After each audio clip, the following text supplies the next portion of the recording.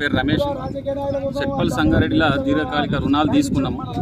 దీర్ఘకాలిక రుణాలు అనేది భూమి చదువు చేసుకోవడానికి, పైప్ లైన్లు వేసుకోవడానికి, భూమి కోసం పంట పండించుకోవడానికి తీసుకున్నాం. కాబట్టి అప్పటి నుంచి తీసుకున్న నుంచి ఆ మధ్యలో కరువు వచ్చింది. కరువు వచ్చి కొన్ని రోజులు అట్లనే వెళ్ళిపోయింది. ఆ తర్వాత గవర్నమెంట్ టీఆర్ఎస్ గవర్నమెంట్ వచ్చింది.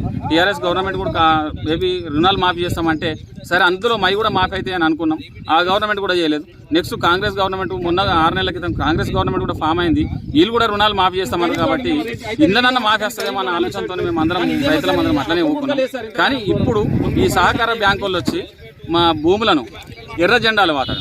ఇది రాజశేఖర రెడ్డి భూమి, రాజశేఖర రెడ్డి పేరు మీద ఉందని చెప్పేసి రాజశేఖర రెడ్డి దాంట్లో వాతిరు. ప్రతి ఒక్కరికి అదే బాధితులం. కాబట్టి గవర్నమెంట్ మాఫీ చేస్తామన్నది. కాబట్టి ఈ కూడా ఎంపీ లోన్లు తీసుకున్న వాళ్ళు ఎవరైతే ఉన్నారో వీళ్ళని కూడా ఒక మనసులో పెట్టుకొని మా కూడా ఈ రుణాలను వడ్డీలను మాఫీ చేస్తే అసలు కట్టమంటే కడతాం సార్. మేము ఇప్పటికైనా కట్టడానికి రెడీ ఉన్నాం. గవర్నమెంట్ ఏదో ఇప్పుడు ఆగస్టు 15 మాఫీ చేస్తా అంటుంది. చేస్తాన్న దాంట్లో మాది కూడా ఉంటే ఇంట్రెస్ట్ తీసేస్తే అసలు ఇన్స్టాల్మెంట్ పద్ధతి 1 సంవత్సరం 2 సంవత్సరాలు మాకు టైం పెడితే అవి కూడా కట్టేస్తానికి మేము రెడీ ఉన్నాం సార్. దండం పెట్టి చెప్తున్నాం. మమ్మల్ని కష్టపెట్టి రైతులను కష్టపెడితే మీకు ఏమొస్తుంది సార్? మేము కార్పొరేట్ వ్యవస్థ కాదు మాది.